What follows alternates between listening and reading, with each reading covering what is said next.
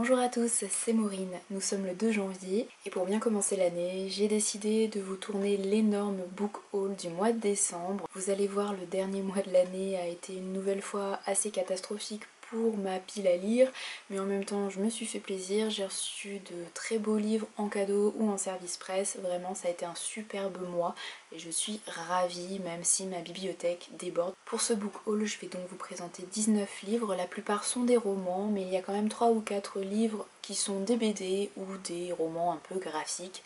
Vous allez voir ça tout de suite. Je commence avec les services presse, il y en a eu 4 au mois de décembre et je remercie évidemment les éditeurs qui ont pensé à moi. On commence avec Sortilège interdit de Alice Adeno Meyer aux éditions du Lamentin.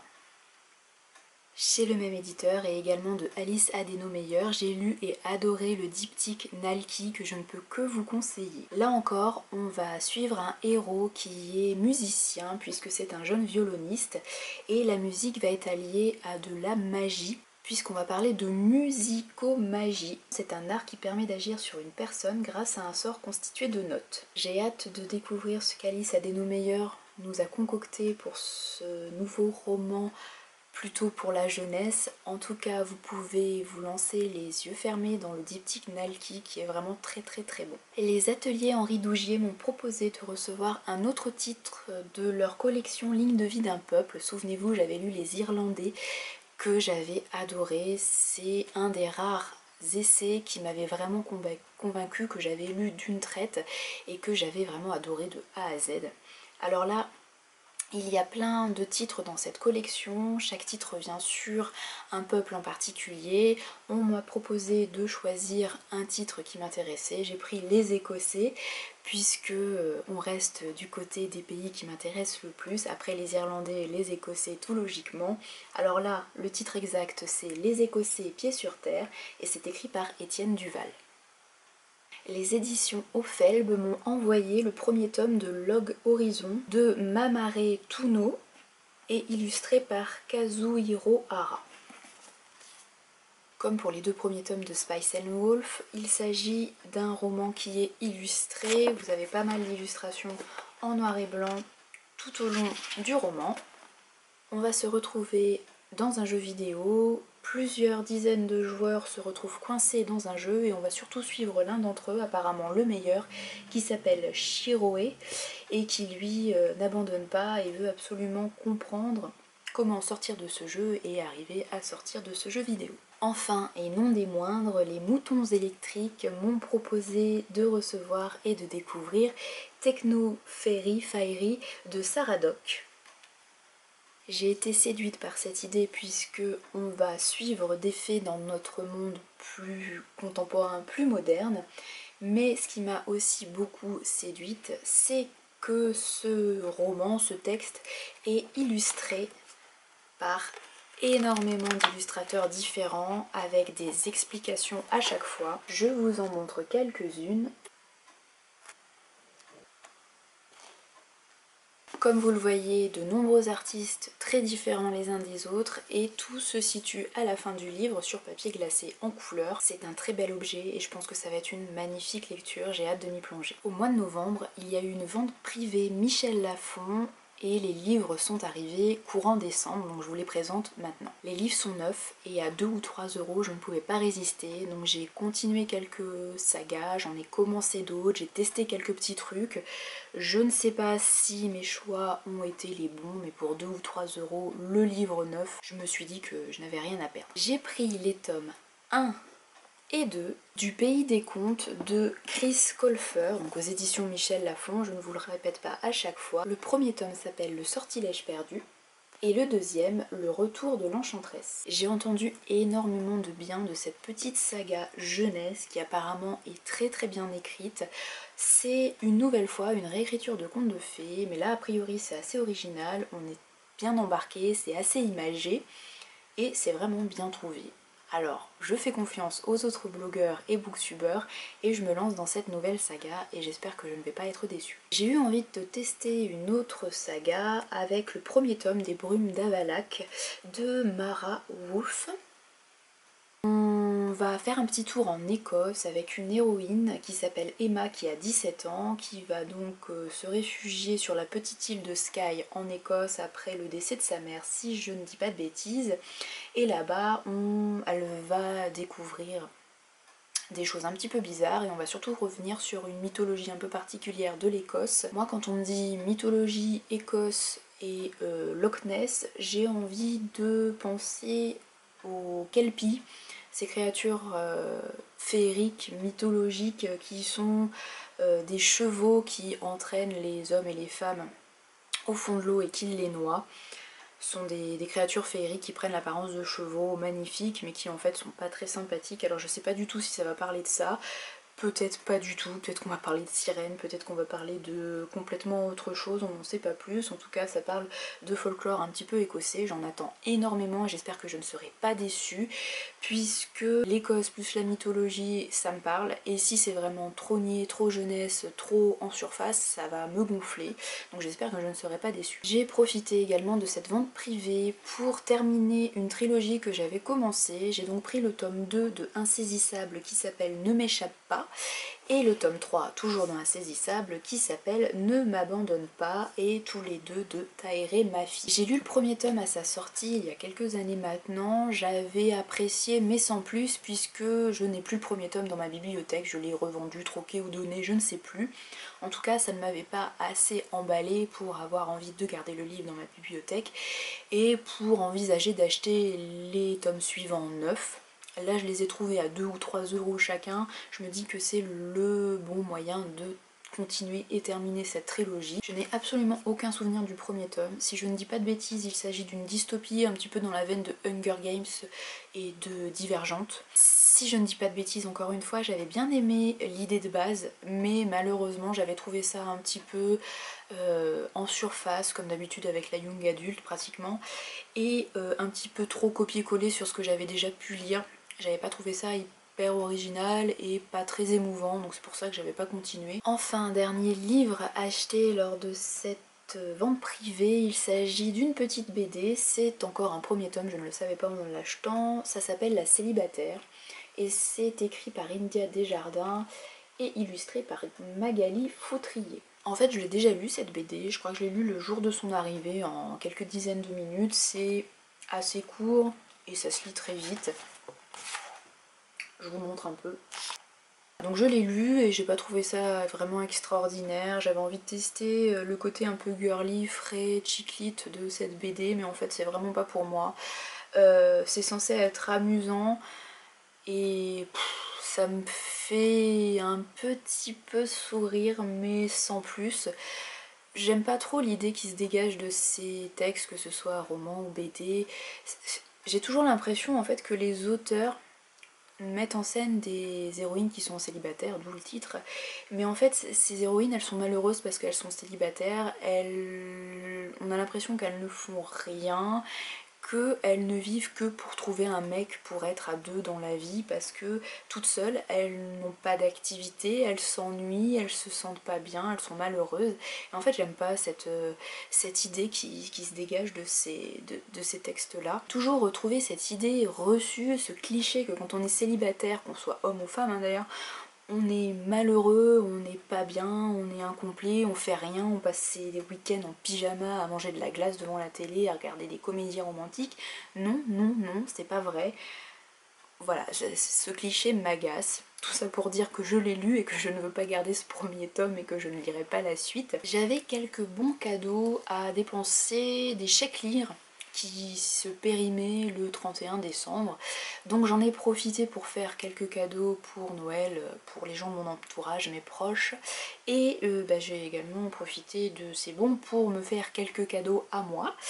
Donc j'ai pris la magnifique BD James Joyce, L'homme de Dublin de Alfonso Zapico chez Futuropolis. BD en fait que j'ai déjà lu puisque je l'avais emprunté à la bibliothèque et j'avais beaucoup aimé. J'en avais fait une chronique assez complète sur mon blog, je vous mettrai le lien en description de la vidéo si vous êtes intéressé. Il s'agit d'une biographie illustrée de James Joyce, l'un des plus grands auteurs du XXe siècle et très certainement le plus grand auteur irlandais. J'ai vraiment beaucoup aimé apprendre à connaître cet auteur grâce à cette biographie illustrée qui est vraiment très complète. Il y a énormément de textes. Alors par contre, comme vous pouvez le voir, c'est en noir et blanc. Cette biographie m'a donné envie, vraiment envie, de lire les œuvres de James Joyce. J'avais déjà dans l'idée de le faire avant, puisque c'est quand même un énorme auteur et qu'en plus il est irlandais, donc il faut que je le lise absolument. Mais là, de connaître sa vie, je trouve que ça donne une autre dimension à ses textes. En tout cas, ça va pouvoir donner une autre dimension à ses textes. Je pourrais mieux comprendre les œuvres qu'il a pu écrire. Je me suis également fait un beau cadeau en prenant le deuxième tome de La Voix des Oracles de Estelle Faye ou Estelle Faye, je ne sais jamais comment on le dit, chez Scriniero. Le premier tome a été un gros coup de cœur, j'ai adoré, c'est un de mes rares coups de cœur de 2015. Ça se passe en Gaule, au 5e siècle après Jésus-Christ. On suit une héroïne qui s'appelle Tia, qui est devineresse ou oracle, d'où le titre, et qui doit se cacher, qui ne doit pas montrer les pouvoirs qu'elle a. Elle part sur les routes parce qu'elle a eu une vision, un rêve prémonitoire. Elle sait au fond d'elle-même qu'elle doit se rendre à un point très précis. Sur le chemin, elle va faire des rencontres, notamment un jeune homme qui s'appelle Enoch et que j'ai beaucoup apprécié. Et a priori, dans ce deuxième tome, vu que le sous-titre c'est Enoch, j'en conclus qu'on va plutôt le suivre lui. Je n'en sais pas plus, mais j'ai vraiment très hâte de lire ce deuxième tome. Et troisième livre que je me suis offert, et là je suis super contente aussi puisque j'avais vraiment envie de l'acheter. Il s'agit d'une nouvelle saga, du premier tome du cycle du Latium qui s'appelle Phénix Vert et c'est de Thomas Burnett Swan aux éditions Point Fantasy. Alors par contre, quand j'ai vu l'épaisseur du livre de poche qui fait 220 pages, j'ai été assez surprise. Je pensais que ça allait être un pavé et en fait non, c'est un texte très court, donc j'espère qu'il sera quand même très bon. On part une nouvelle fois dans l'Antiquité, là on va plutôt être du côté de la guerre de Troie et on va surtout suivre Énée. Et là encore on va avoir le côté un petit peu mythologique puisqu'on va suivre des créatures pas féeriques mais ouais mythologique puisqu'on va suivre une dryade notamment qui s'appelle Mélone qui va être une des héroïnes de cette histoire. Voilà, donc Antiquité, Énée, la fondation de Rome, les dryades, les créatures magiques de l'âge d'or, c'est ce qu'on nous dit. Tout ça, ça me parle énormément, j'étais très impatiente d'avoir ce livre et de le lire et j'espère que ces 220 pages vont être assez intenses et que je vais assez apprécier pour acheter la suite. 3 derniers achats du mois de décembre et c'est déjà pas mal. Il s'agit de 3 livres qui sont publiés aux éditions Otherlands. C'est une petite édition que j'ai découverte grâce au rendez-vous organisé par Vision Livre, rendez-vous dont je vous parle depuis quelques mois, depuis le mois de septembre exactement. Chaque mois, Vision Livre met en avant une maison d'édition différente et chaque mois le but du jeu c'est de promouvoir cette maison d'édition, d'en parler, de rédiger des chroniques sur les livres de ces maisons d'édition et évidemment d'acheter auprès de ces maisons d'édition qui ont besoin de soutien et notamment de soutien financier. Je ne connaissais absolument pas cette maison d'édition donc j'en ai profité. Les livres sont à bas prix, ils sont imprimés à la demande mais par contre petit bémol et je préfère vous prévenir, si les livres sont à bas prix, les frais de port et les taxes augmente un petit peu tout ça à la fin. Bon, c'est pas grave, j'étais contente de participer une nouvelle fois à l'opération et j'étais contente de pouvoir découvrir une maison d'édition que je ne connaissais absolument pas. J'ai commencé par prendre une anthologie sur les créatures. À travers 12 textes de 12 auteurs différents, on va suivre des créatures comme des faunes, des robots, des monstres, des démons, des vampires. Voilà. Il s'agit de l'anthologie Tales from the Past, donc le premier tome, et là on va avoir des nouvelles qui ont été écrites par des auteurs du 19e et du début du 20e siècle, des nouvelles qui ont été un petit peu laissées de côté et pourtant c'est des nouvelles de grands noms. On a du Lovecraft, Doyle, Wilde, Poe, Gautier. Et enfin j'ai pris ce tout petit livre qui est en fait ni un recueil de textes, de nouvelles, ni un magazine, c'est un peu un mélange des deux, c'est assez court. Ça fait 75 pages et à l'intérieur il y a 5 textes de 5 auteurs différents et d'autres petites choses glissées comme ça à l'intérieur. Voilà, c'est le premier numéro qui date de juillet 2014. À Noël, je ne reçois jamais beaucoup de livres puisque mes proches, mes parents ne m'en offrent que très rarement. Ils savent que j'en ai déjà beaucoup trop à lire et surtout ils ne savent pas quoi m'offrir puisqu'ils ont peur de m'offrir des livres que j'ai déjà.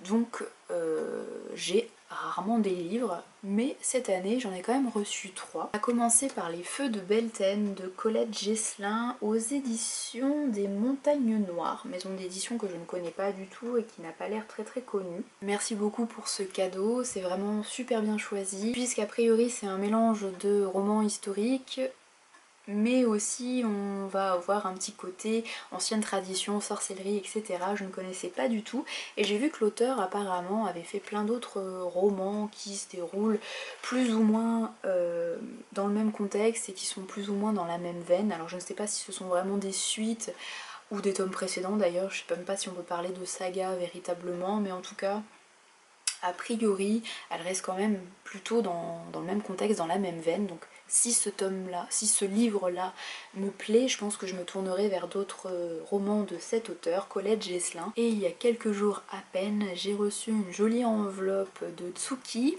du blog Tsuki Books, je vous mettrai le lien en description de la vidéo, qui, avec un peu de retard, m'a offert un livre pour mon anniversaire qui était le 30 octobre, et en a ajouté un pour Noël.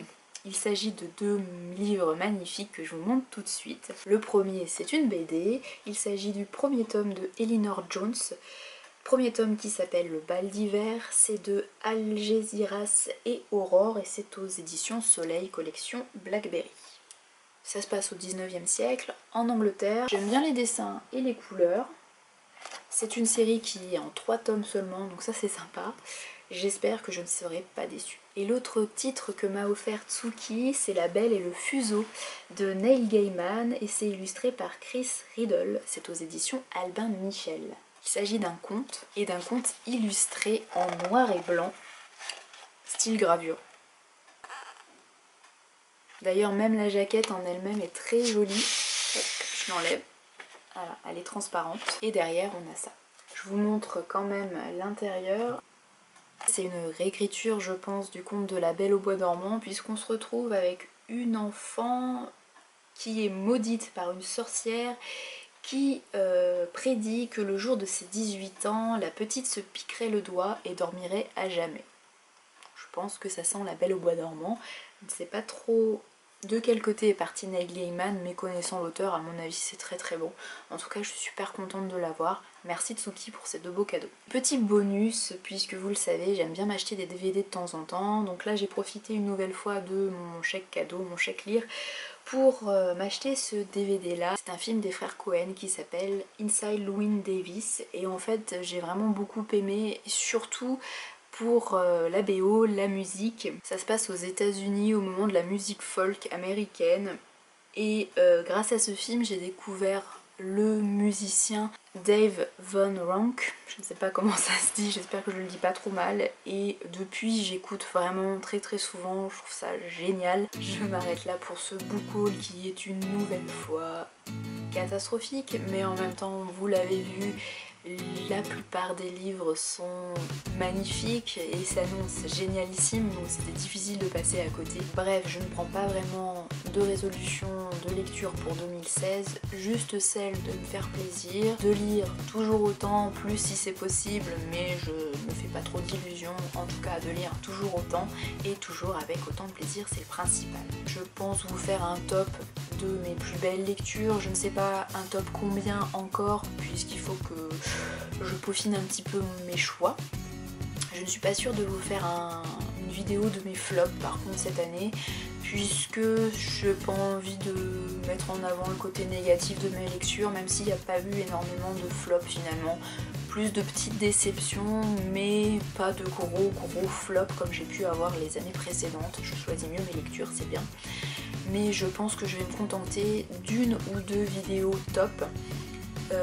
A priori je pense en faire 2 puisque j'ai quand même eu pas mal de coups de cœur côté livres graphiques, BD, manga et essais, et aussi pas mal de coups de cœur côté roman, et je me dis que si je rassemble tout en une seule vidéo ça sera peut-être un petit peu long, donc je pense que je couperai en deux et je ferai 2 vidéos pour vous présenter mes coups de cœur, mes tops de l'année 2015. Je vous souhaite une très bonne année 2016, je vous souhaite que tous vos vœux se réalisent, prenez soin de vous et belle lecture à ceux qui lisent. Salut et à bientôt.